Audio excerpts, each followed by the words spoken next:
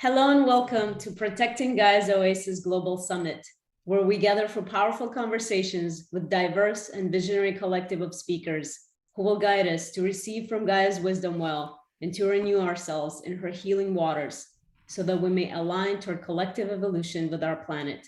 My name is Maya Zacharow, and I'm your host and producer of Protecting Gaia's Oasis. And I want to invite you all to the space and to thank you for taking your time to be here with us. Today, I'm deeply honored and humbled to be here with Dr. Rollin McCraty. Welcome, Dr. McCraty. My pleasure. Thank you for the invitation. Yeah, Dr. McCraty, let me read your bio so that our audience knows more about you. Dr. McCraty is Director of Research of the HeartMath Research Center at the HeartMath Institute. As a psychophysiologist, Dr. McCraty's research interests include the physiology of emotion, heart-brain communication, and the global interconnectivity between people and the Earth's energetic systems. Findings from his research have been applied to developing tools and technology to optimize individual and organizational health, performance, and quality of life. Dr. McCraty has acted as principal investigator in numerous studies examining the effects of emotion on heart-brain interactions and on autonomic, cardiovascular, hormonal, and immune system function, and outcome studies to determine the benefits of positive, emotion-focused interventions and heart rhythm coherence feedback in diverse organizational, educational, and various clinical populations. He has been featured in several documentary films, such as I Am, The Truth, the Joy of Socks movie, The Power of the Heart, Solar Revolution, The Living Matrix, and many more. And today, Dr. McCraty will talk about consciousness, the human heart, and the global energetic field environment. Yeah, so let's dive in. Sounds like super exciting. All right. Yeah, so I I guess from all your reading your bio and it seems like a lot of research that you have worked on, it's you have basically come up with the conclusions that we human beings are very much connected to our planet. So can you tell us more about that? Okay. Yes. Well, of course, we're connected to our planet. Um, the But yeah, I meant I know. like not I just know. physically, yeah, like more our vibrational fields, I Yeah, guess. our vibrationally Yeah. or energetically connected, and that is true.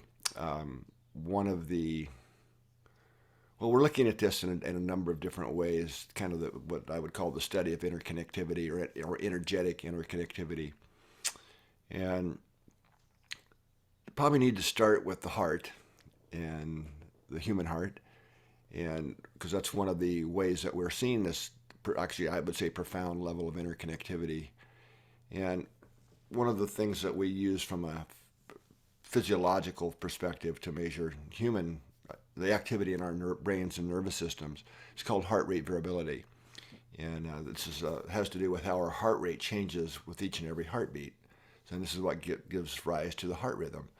We have a lot of history and expertise in studying that in terms of how it reflects the activity of what's going on inside of us, inside of our bodies, and how we feel good. Right? We're more appreciative. We feel kinder. We feel more compassionate. That changes the patterns of the rhythm of the heart and how the heart and brain communicate. So that's a lot of our background. Then in recent years, we've been looking more at how people, when well, let's just put it this way, that when we're in a more, what we call more coherent state, which is reflected in a heart rhythm pattern that's more ordered and reflective of increased neural synchronization and coordination and harmony going on in our own body, that's also reflecting more coherent or organized information being broadcast. Now, that may sound odd, but I mean this literally out into our field, and what we call our field environment.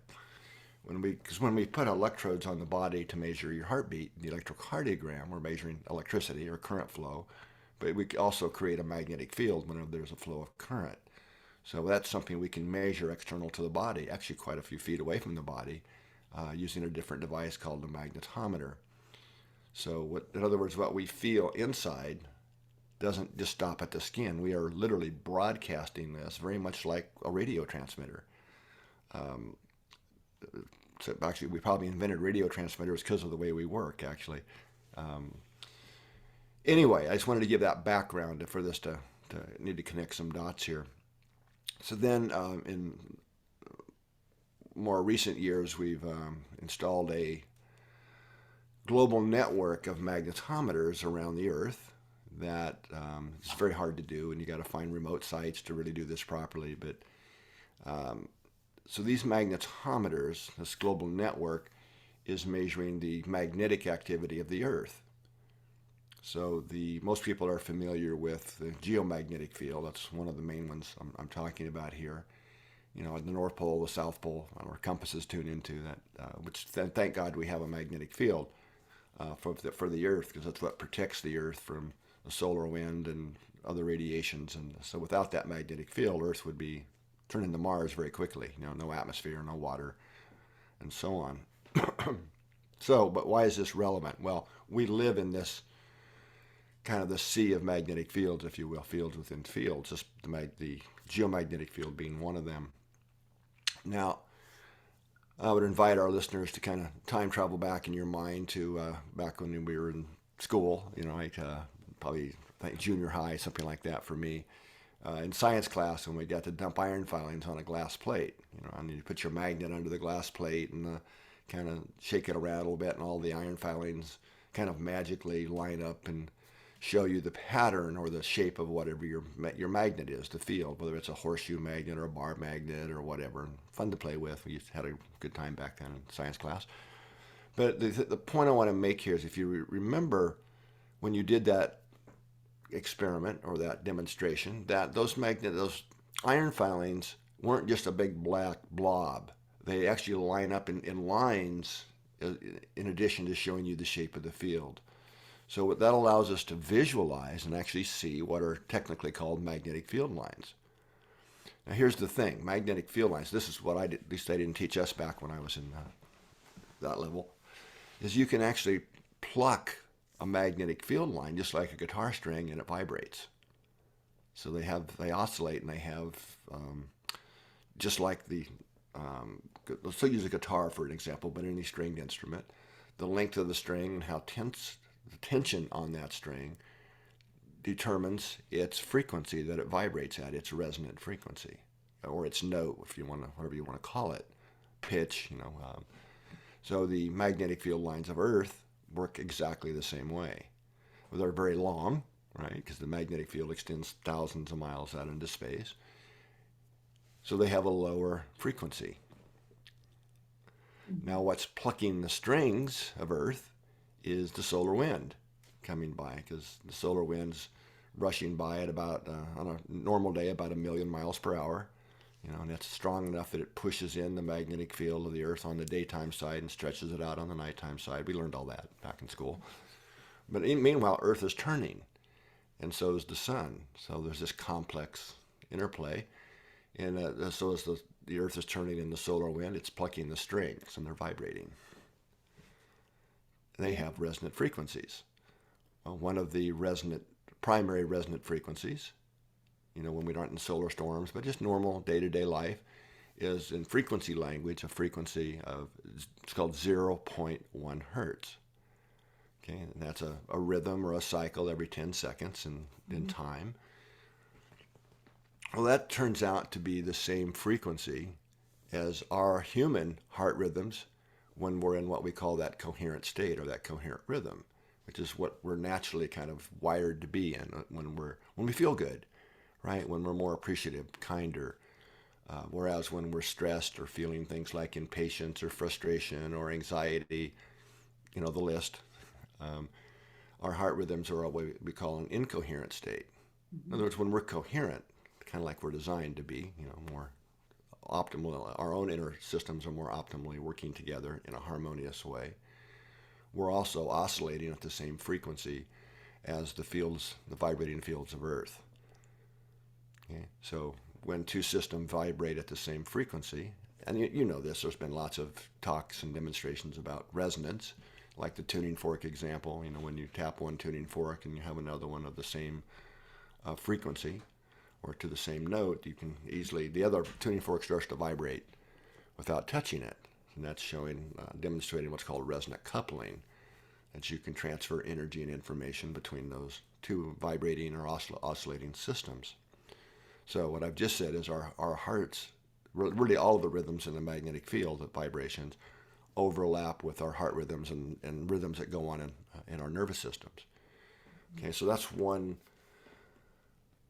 dot to connect here. Now the other set of energetic or magnetic waves that our global system looks at are called Schumann resonances. And a lot of people have heard about those these days.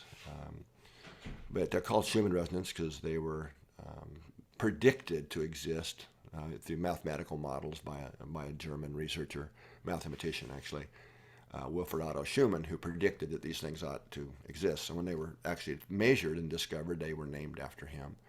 But these are a completely different type of, or different mechanism, I should say, than the field line resonances, which is what I was just talking about, the vibrating fields of Earth, the field lines.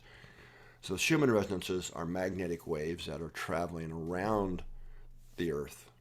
Okay, so they're trapped between the surface of the Earth and the bottom of what's called the ionosphere.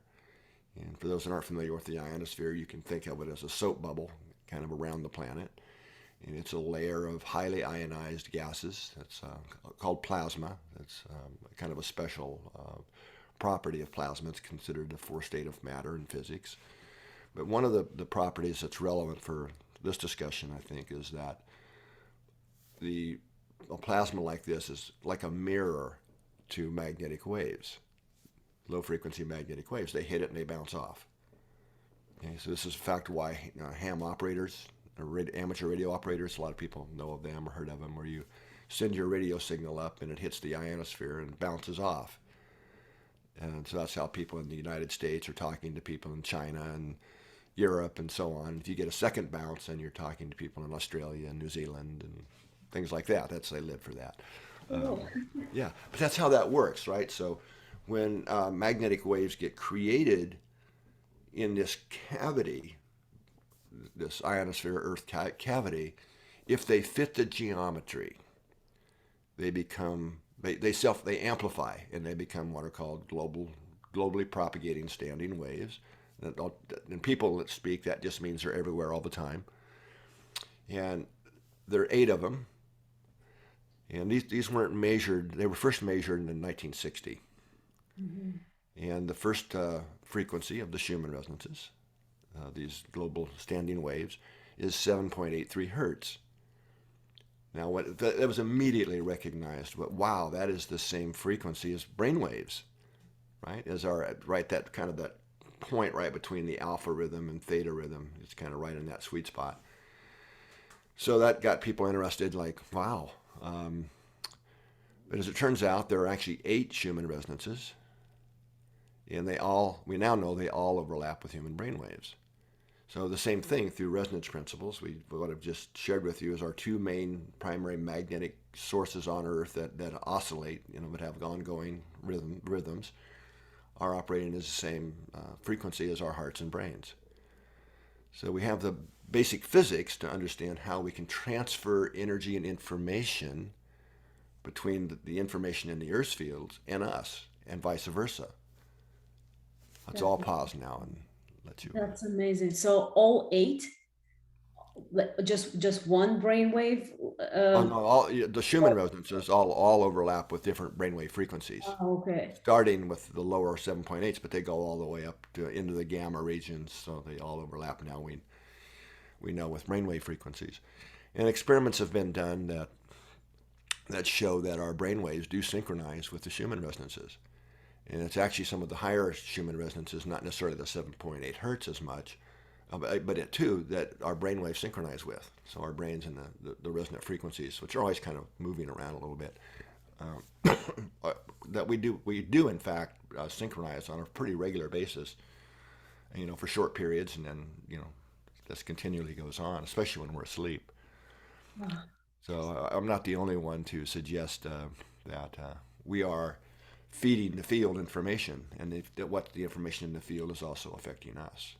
So this gives us a way of the basic physics of understanding how we are truly interconnected with and exchanging information between us and others, and with the Earth's field itself.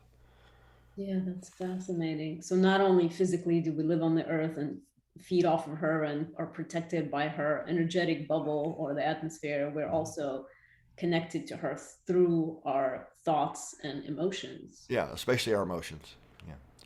Now it's I don't know what this the really means anything yet, but probably does. But when we talk about us, the human being, right? If we measure the what I was talking about, how the heart radiates a magnetic field, well, so does the brain. The When we use these magnetometers, special devices to measure the magnetic component, you can measure the heart's field, feet away from the body. You can measure a brainwave about an inch, right? So the heart's the big player here, energetically. We're talking about our own personal field environment. So in other words, the heart's fields are huge, orders of magnitude bigger than brainwaves in terms of what we're broadcasting measurably. And it turns out it's about the same ratio when we measure the fields of Earth. In other words, the field line resonances, which overlap the heart, are huge compared to the Schumann resonances. They're many times smaller, the Schumann resonances, than the field line resonances. So interestingly, that us and the Earth have about the same um, ratios of difference in the two frequencies. That's so interesting. That's amazing how like linked we are and how alike we are really um, to the body of this planet. Well, that was the next question that I should probably say. We've now done a number of studies, and this is all published for people that want all the gory details and the methods and the care that goes into these studies, where people have worn devices, little devices. In fact, I've got one laying over here that look kind of like this, that are designed to record your heart rate variability while you're going about your day. So they go across your chest with a little stick-on electrodes that are on here now. So you kind of forget you're wearing these things pretty quickly. So people wear them 24 hours a day. So we've had studies where people wear these continuously for, in one study, 5 months. Other studies, 30 days, and so on. So we get continuous HRV data, heart rate variability data, from groups of people. In one of the studies we're still getting ready to publish more on and finishing the analysis on were groups of people, 20 people in each group in 5 countries. So it was here in our area, California, we had a group.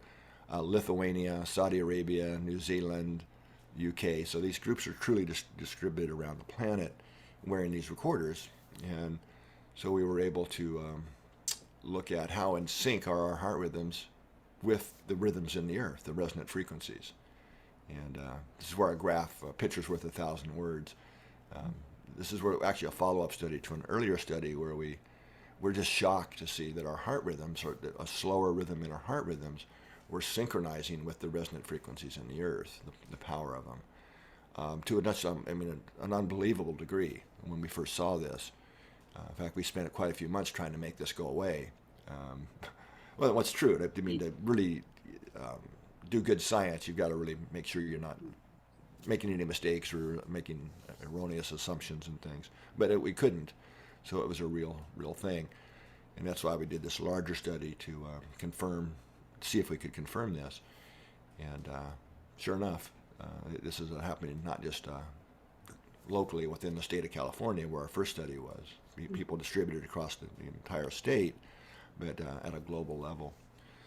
So we're synchronizing with each other to a great degree, primarily because we're synchronizing to the field of the Earth. Right. That was my next question. Like, can somebody have a device to measure what is it that you're putting out? And Yeah, we have a number of devices. We kind of invented the field of HRV feedback now. Back in the late '90s. So they're very relatively inexpensive devices that you can get, like little ear clips. I've got one laying over here. I use it all the time. You clip it on your earlobe, and it plugs into your phone, or there's a Bluetooth version Mhm. that allow you to measure your own heart rhythm in real time. And then you can practice different techniques that shift our physiology into a more coherent state, right? Which has a lot of 400 plus studies now show there's a lot of benefits from learning how to shift in and be more coherent, especially when we're going into more challenging or stressful situations. It helps us maintain our composure and our center and really kind of more self-regulate, if you will, and manage our emotional diet, right? Which is has a lot of personal health benefits and performance benefits. But that same study I was just talking about, with the groups around the world, in the middle of that study, we had all of the participants, over 100 people, do one of the HeartMath techniques called the heart lock-in, which is basically where you focus your attention in the heart, and the first step is called heart focused breathing.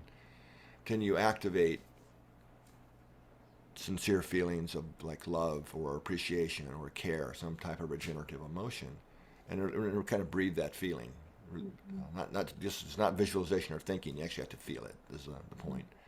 But then you radiate consciously, intend or radiate those feelings to yourself, all yourselves, but also out to others in the world. So this group did that for 15 minutes. These groups, I should say, around the planet at the same time.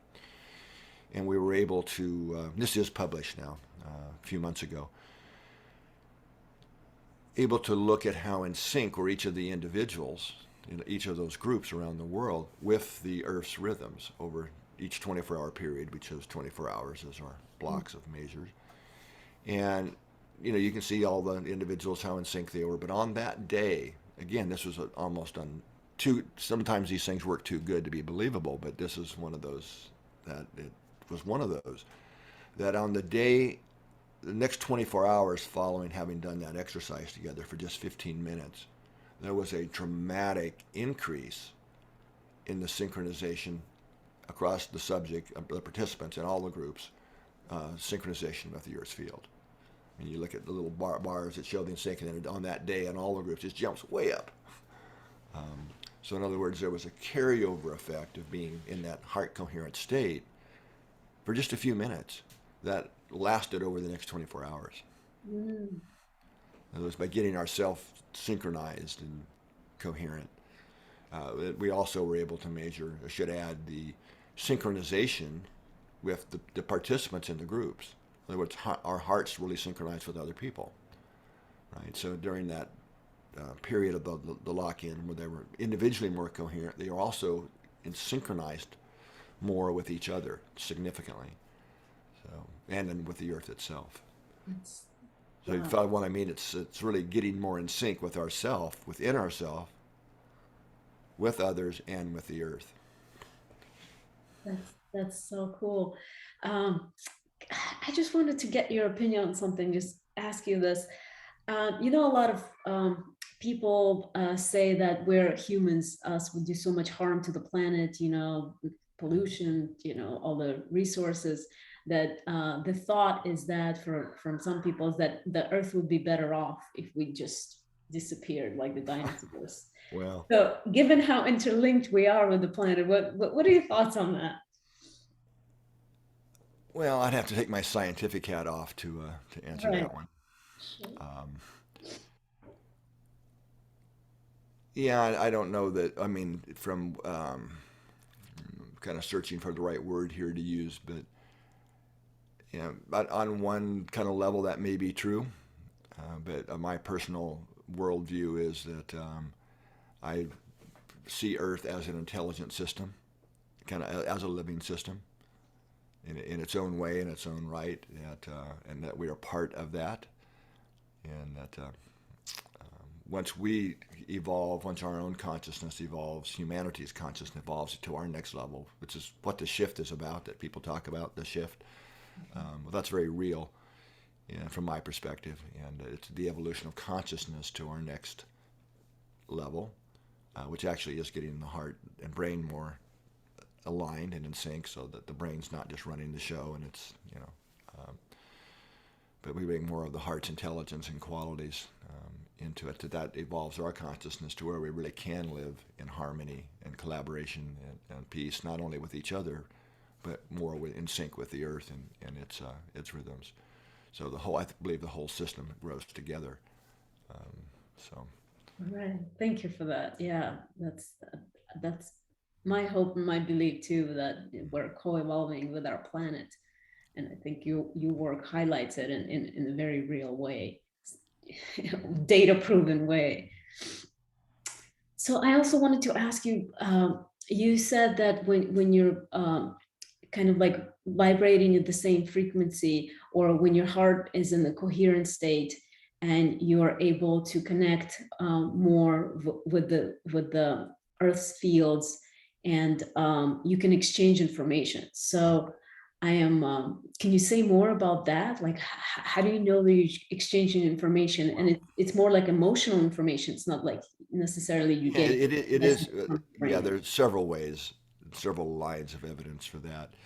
The fact that we're affected by the activity in the Earth's fields, that's not a hypothesis. That is well established. I mean, I literally have a stack over here on one of my tables of papers about 2 feet high of just papers on on research studies that have shown how we're affected by the fields of the Earth, our thoughts, emotions, behaviors. I mean, it goes on and on. Physiology, blood pressure, hormones. I mean, because we live within that field, and there's no question we're being affected by it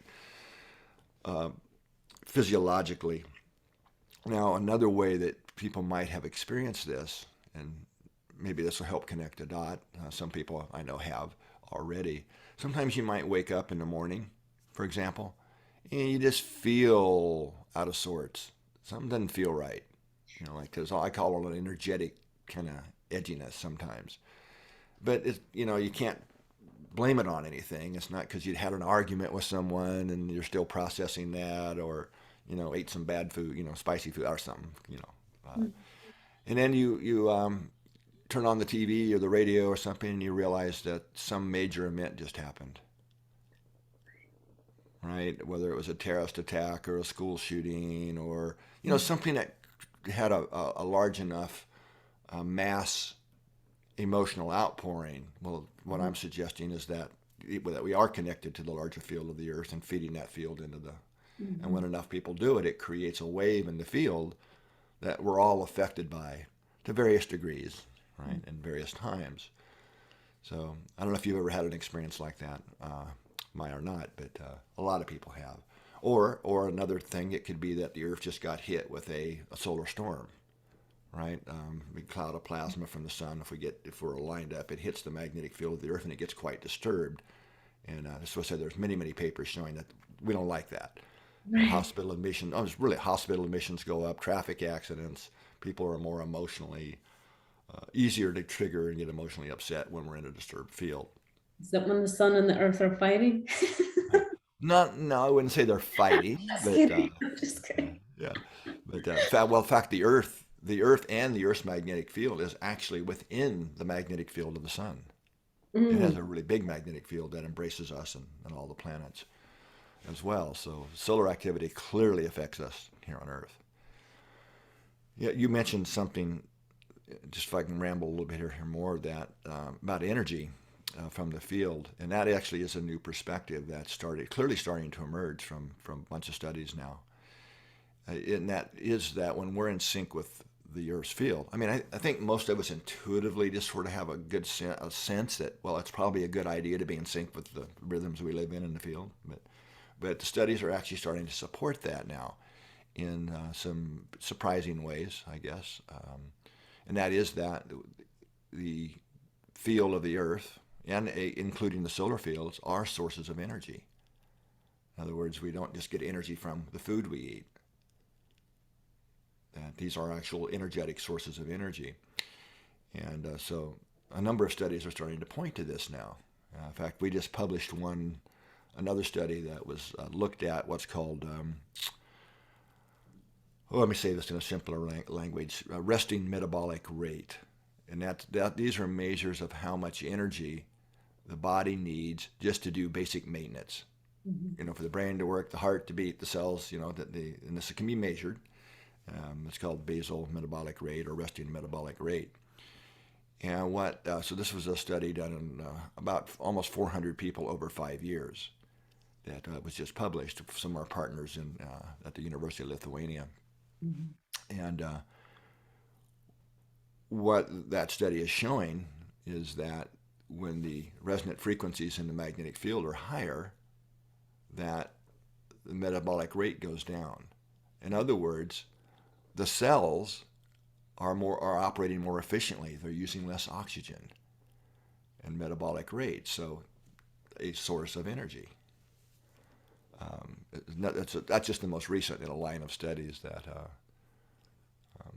are suggesting this. That's fascinating. Just fascinating. So we pick up and we use that energy like unconsciously, I guess. Yeah, yeah. That's wonderful. Can you speak into just a little bit more into so the devices that you mentioned that you can measure, but can you also see like where you're resonating, like when you're wearing one of them, or you see afterwards when the data is given? No, it's real time. The apps, two apps I should mention that work with with mobile phones. Mhm. One is called Inner Balance, and the same sensors work with both apps, and that's really designed to measure you and your personal coherence. And they're really training wheels is a way to think of them because they show you your heart rhythm in real time. And we've developed algorithms that are assessing the pattern of the rhythm and giving you feedback in different ways. You know, numbers if you're like left-brained like me that show you here's my coherence level, or the visual pictures if you're more right-brained and like to see pretty pictures change in response to how coherent you are. So it gives you that feedback so you can, basically we designed these to help facilitate people learning to be more self-regulated of their emotions, thoughts and emotions. And it was taking more charge of their emotional diet, if you Right. will. So they're great Mhm. tools for that. But then the other app is called the Global Coherence app. So it also measures your personal coherence, but it also measures the collective coherence of groups. So you can create your own group for your family, your work team, your sports team, whatever. And we have what's called the global group. And sometimes there'll be hundreds. You know, we've had events where thousands of people are there. And it has a map so you can see where other people are right now, right there with you, doing these exercises or these events that we organize pretty regularly to actually feed the Earth's field with more love and compassion. Right, and then you're able to measure how much coherence is the group adding to the planetary field, and see others there with you, and track that over time. Yeah, so like what happens like John Lennon? What happens if a lot, or like most people on Earth, like where if all of us were in coherence for longer periods of time, what Yeah. do you think would happen? Well, again, more and more studies are also supporting and giving credence to this thing that I'll say I already know because of our own research. But it's when we're always feeding the field with our thoughts and emotions. But when we come together collectively, we don't have to necessarily be in the same physical place, right? Because of the way energetics and resonance work, that there is an amplification effect. So when you've got people intentionally creating more heart coherence and adding, love, compassion, kindness to the field, it amplifies. So it's not just 1 + 1 = 2. There's an amplification effect. So the larger the group, the more this kind of feedback signal gets created that we put into the field environment. And that's really putting a more coherent and stable frequency into the planetary field that helps lift others. So it might be that they're in a very tough, challenging situation. It's going on right now in various ways on the planet. That's obvious. But it's not just going to be a magic bullet that it makes everything fine, but it does lift people, makes things a little easier, little easier to maybe find your heart or heart quality, or to deal with the stresses. Takes a little bit of the suffering out because of that coherent signal we're putting into the field environment. Now, Wonderful. there are experiments that I'm not just saying that because it's a cool thing, which of course that's an important thing, but there are a growing number of experiments that where we can measure that when we're in a more coherent state, at least in both locally and non-locally, that it has a measurable effect on helping lift others into a more coherent state. And some of the studies, not a lot of this isn't published yet, but I think will be this year. Our studies showing that synchronization is kind of the thing that we're looking at more now. That in fact that heart rhythms, like our hearts could be in sync, right? Even over great distances. It's almost one of those unbelievable things that if I hadn't seen the data myself, I wouldn't believe and certainly wouldn't be talking about.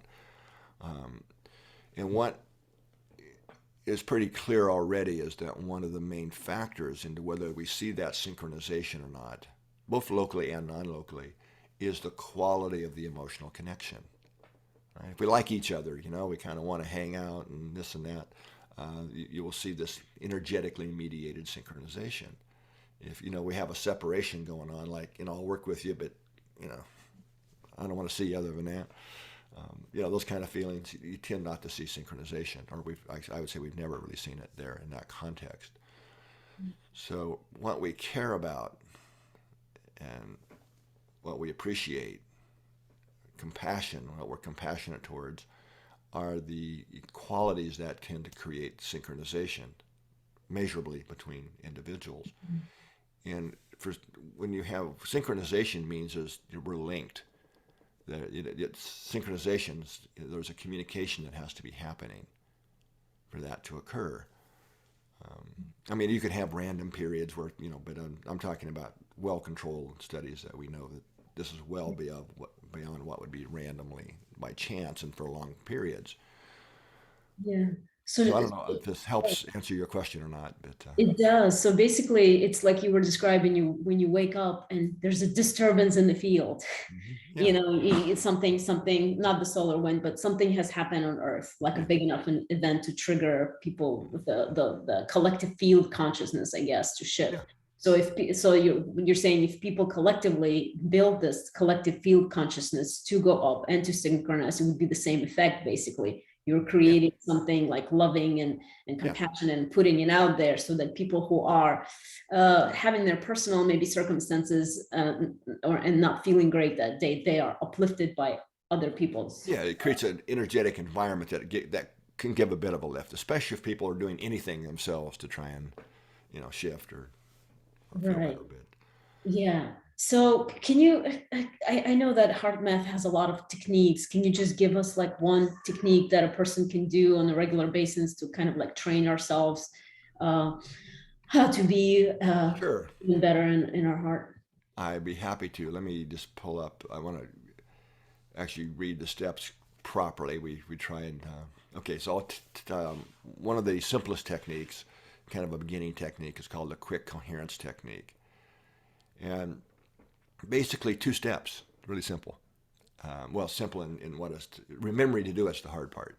And this is a technique that you can use anywhere, anytime. Nobody even needs to know you're doing it. So let me just preface this by saying a lot of the HeartMath techniques are really about in the moment self-regulation or shifting when we start feeling stressed or triggered, like you're in traffic, you're driving your car and the traffic lights are all green and you're in the flow, but then we hit the traffic jam, right? So I like traffic jam analogies, but I don't just mean traffic. It could be the person in the meeting you're with that says that thing, that there we go, all right, or emails or, family situations. Anyway, that's the time that's the time we need to self-regulate the most and shift into coherence. Right? And we could do a whole episode sometime on just the physiology of why that's so important, how the heart and brain communicate. But anyway, step 1 is called heart-focused breathing. Okay, so heart-focused breathing is where you focus your attention in the area of your heart and imagine that your breath is flowing in and out of your heart or chest area. Okay? So you want to breathe a little slower and deeper than usual, but find a rhythm that's comfortable. Okay, so you're really doing, and over time, about half the people who practice this find that they can actually feel like an energetic kind of wind coming in and out of the heart area, if you will. So that's step 1.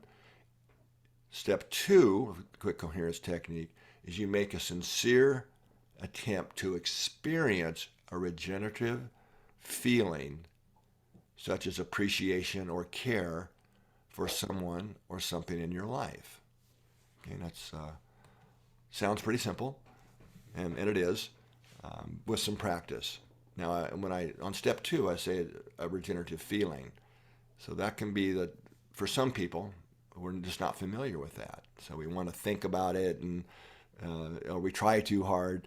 But it's really just doing, while you're doing the heart focused breathing, just breathe that feeling of appreciation. Now, this could be as simple, for some people that could be a little challenging in the beginning, but think of a time when you were a place in nature you really like to be there. You feel really comfortable and uplifted there. Well, kind of just what's that like? What's it feel like when you're there? Kind of remember that feeling. Or it could be a pet. You come home and your pet greets you. And they're all happy and they love you, even if you yelled at them earlier that day. Right? You get what I mean, though. So now that's not the point. So in the beginning, we might have to remember a time or a place where we had those regenerative feelings.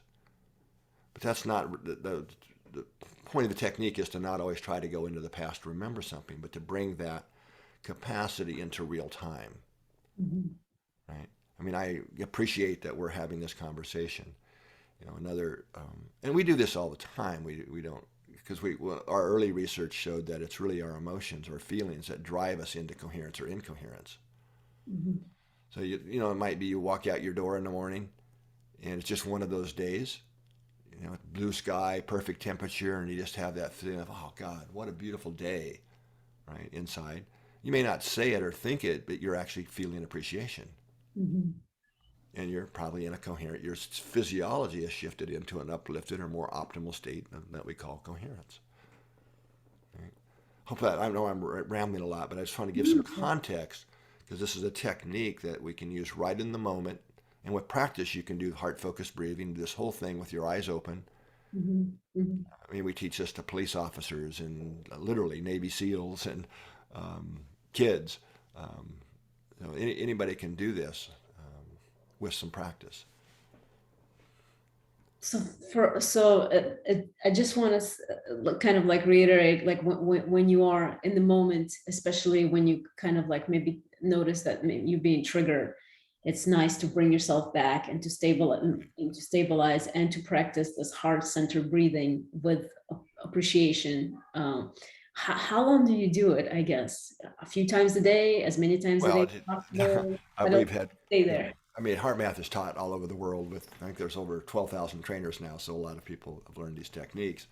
And you hear some people that really take this meaningfully, and that's when it becomes transformational, and we start shifting what we call our baseline. That's a whole other discussion, but that, God, I feel like I'm doing it all day long, right? Because we're getting triggered all day long, so it's whenever we start feeling those stress producing emotions, frustration, impatience, overwhelm, anxiety, the list. As soon as you start to feel those, and some people are so in situations where that's pretty constant. Mhm. So you have to use it a lot. Um, others it's maybe a few times a day. Right? But as we practice these things, we start becoming more self-aware of what's really going on under the radar, so to speak. Because what happens is things like impatience. If most people understood just that one thing, how much energy drain that causes us, what that feeling is causing into the changes in our hormones, our neurochemistry, our heart rhythms. If they had a computer readout at the end of the day that showed what happened during the day, they'd be shocked. Most people, and even people who feel they're don't have a lot of stress, and I'm not just talking about somebody who's really stressed and having a tough life. I mean, of course, there too, but because things like impatience and, well, I could do the list again, but that's one to pick on. It's become so familiar to our brains, and it's become comfortable. We don't even perceive that we're feeling it. Right. right? So as we practice these kind of techniques, the unconscious starts becoming conscious. We start becoming more conscious of what has been unconscious. Mhm. And then we can start shifting and regulating that. And this is not about trying to suppress um, things like impatience or frustration or anger. It's really about how we take that, because I look at this like energy. It is energy if we're talking psychophysiologically or in our bodies. That we can't say that somebody does something, says something that you don't like, and we start, there we go, we start to have that reaction. If it's a strong enough reaction, that gets triggered even before we have the thoughts, the way physiology really works. And it's kind of like the train's leaving the track. I mean, leaving the station, right? There goes that emotion. And even with practice, that can still get away from us if we don't catch it soon enough. And once you get enough momentum in that emotion going, it's going to run the show. There we go. We blurt out the thing, or we, you know, say that thing, or we hit send on the email before we really sat back and said, wait, that's really not probably the best thing to do, right? So it's really how do we becoming using techniques like this to turn around that emotional energy, like turn the train around and transform that frustration or that frustration. We can turn that around into something like compassionate latitude. So we turn that energy into one that's depleting us into one that actually helps renew us and save the energy drains. And Right. that compassionate latitude, it's a great one to keep in mind when you're interacting with others, because the thing that they did or said is, they're, first of all, I think compassionate latitude has an attitude of they're probably doing the best they can from where they're coming from. From their And we don't know standpoint. what's going on in their life a lot of times, Yeah. right? And it's probably something that I did to someone else last week or will do next week or today even, right? So that compassionate latitude can really take a lot of that draining emotional energy and start transforming those. So that you can probably start to get the sense the more we do that in our day-to-day lives, the Mhm. more that we're helping ourselves, because it's emotions that run the show in our body. It's what really drives the hormonal system Mhm. and the activity in our brain and nervous system is what we're feeling, way way more than what we're thinking. So anyway, I'm rambling a lot more. So That's so valuable, such valuable information. And yeah, it's almost, well, I was familiar with like emotional brain training, which also came from California, and I studied it for years. And I think that after years of like persistent study and practice for about 3 years, I think they call it like shifting your emotional base level yeah, we or call it baselines in our work. baseline. Yeah. So But I'm we see that if you really, well, boy, this goes down a whole other track, but probably worth mentioning. So I've been fortunate in my life to have a lot of really good, really neat mentors, um, and too many to name here, but one of them is Carl Pribram, and very very famous neuroscientist. In fact, he's considered by many to be the father of modern cognitive neuroscience, and was head of brain research at Stanford for his whole career, then retired and opened other neural labs. But pretty famous guy. He's the guy who coined the term executive functions to describe the frontal cortex, holographic perception theory, on it goes. And one of the things I learned from Dr. Pribram, I learned a lot from him. He loved coming here and hung out here a couple weeks every year for many years. But is that about baselines, the way baselines really work. And we don't have time to really go into depth here, but I'll try and maybe give an essence of it. Is there's a part of our brains called the amygdalas, right? And a lot of nonsense out there, according to what I learned from Dr. Pribram about this, is what the amygdalas really do is determine what is familiar and not familiar. And they're doing that, part of the amygdala is doing that from the internal sensory systems within the body, heart rate, heart rhythm especially, but Mhm. breathing, hormonal backgrounds, and also from all the sensory systems from the external world, what we see, hear, smell, etc.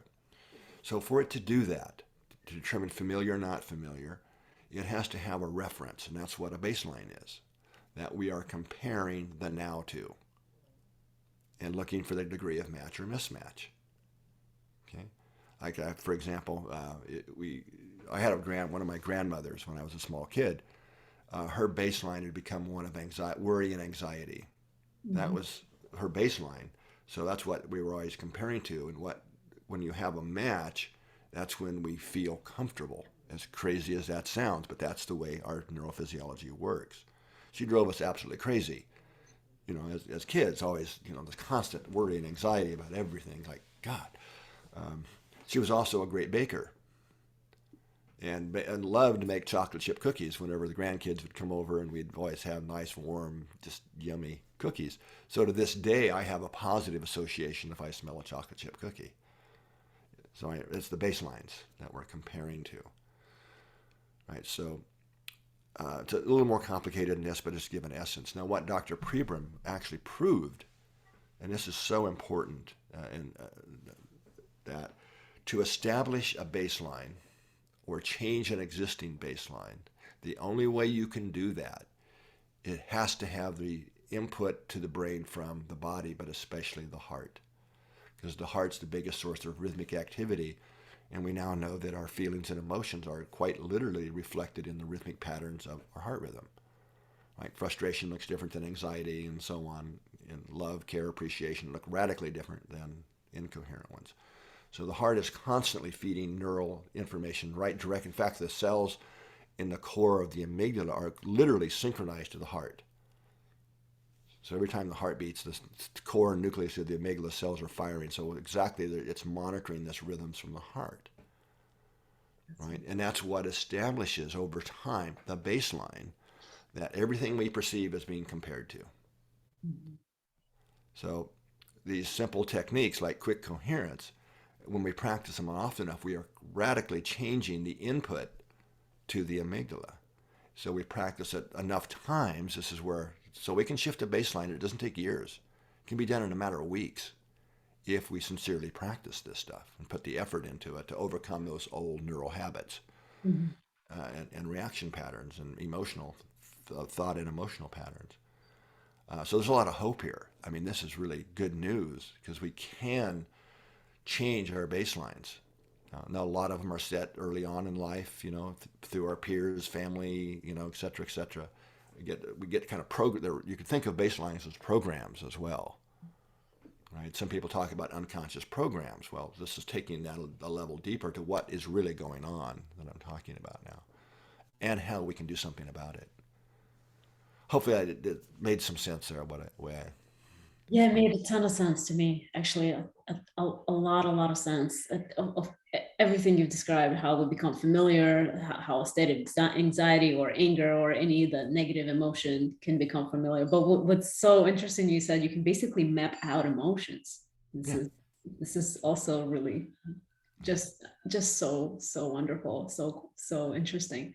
Thank you so much, Dr. McCraty. So it's I think like just what if we take away anything from this conversation is this simple practice, as you said, the two-step practice. If we can take that and bring it into our life and do this consistently, then um, I think our personal worlds and the overall collective field will change and shift.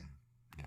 Just one maybe parting thing that we can also do, what I encourage people to do, is throughout the day, as often as you can remember to, put a reminder on your watch, but whatever works for you, to just stop and pause.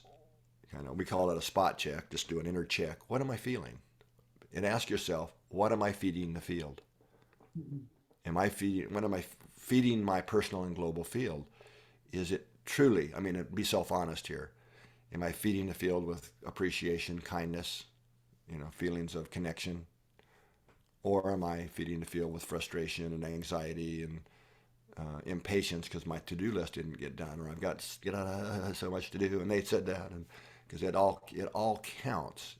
Because part two of that is what we feed the field matters, and if you find yourself maybe feeding the field, those maybe incoherent vibrations, because they literally are vibrations, then use quick coherence, or learn some of the other HeartMath techniques, some of the more advanced techniques to shift right there in the moment. Yes, thank you Start so taking much. energetic. so we start becoming or taking more energetic responsibility for our own field environment. Because I guarantee you, you will be the one that comes out the most, even though it's really helping others in the world. Because we now know our cells are literally, even our DNA is responding epigenetically to the environment. In this case, it's our own energetic, self-created energetic environment. Fascinating. Yeah, thank you. I love that giving us more responsibility and it's really empowering also. Like Well, what that is what this is all about, right? Mhm. How do we become who we truly are at our deeper, more core level? Yeah. Yeah, so for our audience, of course, hopefully you're feeling encouraged to find out more about the HeartMath Institute. And Dr. McCraty is also, as usual, is giving us a wonderful free gift. You can find it all below this video, and you can claim it and visit the website. And Dr. McCraty, I'm deeply honored and so grateful that you're sharing your knowledge with us and all your research, all your life's work, really. Thank you so, so much for being Well, part of this. thank you for sharing me what we have to say with your followers and audience. And have a great day, everyone. Thank you. Bye-bye.